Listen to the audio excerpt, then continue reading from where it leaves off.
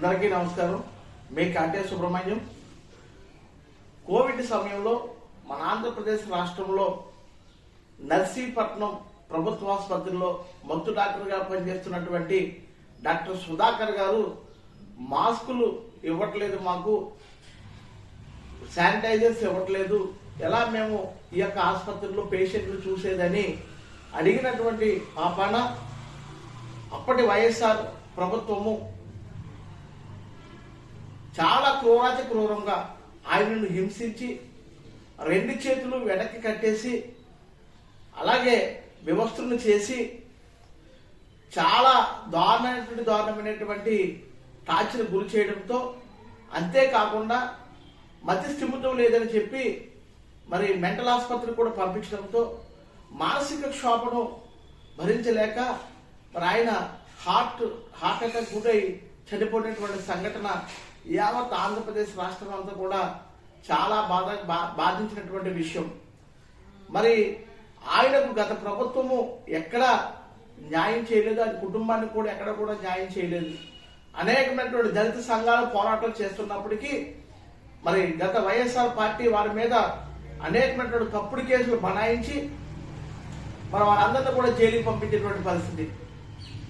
అంతేకాకుండా వీధి సుబ్రహ్మణ్యం గారు కాకినాడలో అనంతబాబు డ్రైవర్ అయినటువంటి వీధి సుబ్రహ్మణ్యాన్ని హత్య చేసి డోర్ డెలివరీ చేస్తే ఆ కేసును మాఫీ చేయడానికి వైఎస్ఆర్ పార్టీ ప్రభుత్వము ప్రయత్నించినటువంటి తరుణంలో అనేకమైనటువంటి దళిత సంఘాలు కాకినాడ కలెక్టరేట్ను ముట్టడించి అలాగే కాకినాడ జిల్లా ఎస్పీ ఆఫీసును ముట్టడించి మరి న్యాయమైనటువంటి పోరాటం చేస్తే ఆయన అరెస్ట్ చేయడం అనేటువంటిది కూడా జరిగింది.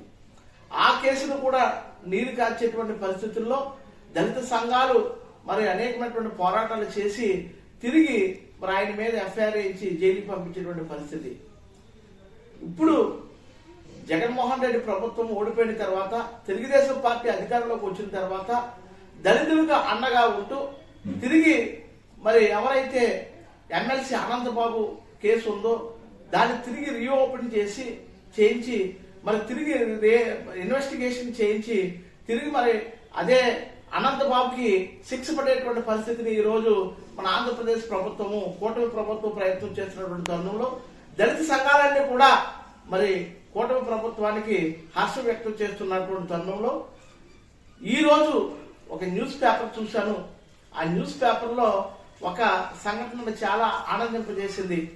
కూటమి ప్రభుత్వం అధికారంలోకి వచ్చిన 20 నెలల్లోనే ఎవరైతే డాక్టర్ సుధాకర్ గారు కేసు ఉందో ఆ కేసును దర్యాప్తు చేసి వారి కుమారుడైనటువంటి లలిత ప్రసాద్ను మరి ఆయన సహకార శాఖలో జూనియర్ అసిస్టెంట్ గా పనిచేస్తూ ఉన్నాడు. ఆయనకు ప్రమోషన్ కల్పిస్తూ గ్రూప్ 2 కేటగిరీలో డిప్యూటీ తహసీల్దార్గా కూటమి ప్రభుత్వము మరి నారా చంద్రబాబు గారి ప్రభుత్వం ఆయనకి ఉద్యోగోన్నతి కల్పించినటువంటి జరిగింది. అంటే కూటమి ప్రభుత్వము అధికారంలోకి వచ్చే ముందు ఏదైతే హామీలు ఇచ్చారో హామీలను అమలుపరుస్తూ దళితులకి ఉండేటువంటి ఏదైతే సంక్షేమ పథకంలో తిరిగి పునరుద్ధరించడం. ఎందుకంటే గతంలో జగన్మోహన్ రెడ్డి ప్రభుత్వం అన్నింటినీ కూడా రద్దు చేసింది. వాటిని పునరుద్ధరించడంతో పాటు ఆ యొక్క కాలంలో ఎవరైతే దళితులు అణచివేయబడ్డారో తిరిగి వాళ్ళందరూ కూడా ఈ రోజు న్యాయం జరిగే రీతిగా వాళ్ళ కుటుంబాలను ఆదుకునే రీతిగా కూటమి ప్రభుత్వం పనిచేస్తున్నందుకు ఇటు డాక్టర్ సుధాకర్ గారి యొక్క కుటుంబానికి న్యాయం చేసినందుకు అలాగే వీధి సుబ్రహ్మణ్యం గారిని మరి కేసును తిరిగి మళ్ళీ రీఇన్వెస్టిగేషన్ చేసి న్యాయం చేకూర్చడానికి ప్రయత్నిస్తున్నటువంటి కూటమి ప్రభుత్వానికి దళిత సంఘాల తరఫున కృతజ్ఞతలు తెలియజేస్తూ, అంతేకాకుండా జగన్మోహన్ రెడ్డి గారిని చూస్తూ ఉంటే ఇటు మధ్య కుంభకోణంలో కానీ అలాగే తిరుపతి లడ్డు ప్రసాదం విషయంలో కానీ అంతేకాకుండా నేడు అమరావతి విషయంలో కానీ ఆయన మాట్లాడుతున్నటువంటి మాటలు చూస్తూ ఉంటే ఓసరవిల్లే సిగ్గుపడేటువంటి పరిస్థితి కనపడుతుంది. ఎందుకంటే ఓసరవిల్లి అక్కడ ఉన్నటువంటి పరిస్థితులకు అనుగుణంగా రంగులు మారుస్తూ ఉంటుంటే మరి ఈయన కూడా గత 5 సంవత్సరాల కాలంలో ప్రజా సంక్షేమటువంటిది మరిచి అసలు ఈ రాష్ట్రంలో ప్రజలు ఉన్నారు, వాళ్ళని మనం పాలించినటువంటి విషయాన్ని మరిచి ఆయన యొక్క మరి దుష్ట పరిపాలన అనేటువంటిది ఎలా కొనసాగించారో అందరూ చూశారు.